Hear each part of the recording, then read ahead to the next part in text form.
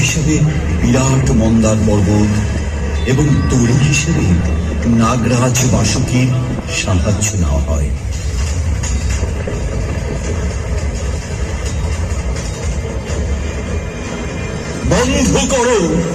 বন্ধ করো এই মন্থন, ভয়ঙ্কর মহাদেবের।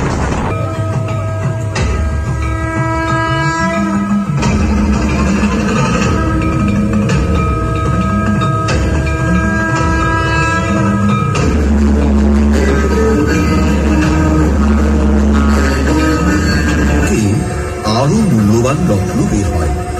কামধেনু গাভী, অসাধারণ শুভ্র অশ্ব, ঐরাবত, কৌস্তবমণি, কল্পবৃক্ষ, অপ্সরা রম্ভা, মা লক্ষ্মী দেবী, মধুরা, চন্দ্রদেব, পারিজাত বৃক্ষ, শঙ্খ, ধন্বন্তরী, সব শেষে অমৃত, যা পান করে দেবতারা অমরত্ব লাভ করেন।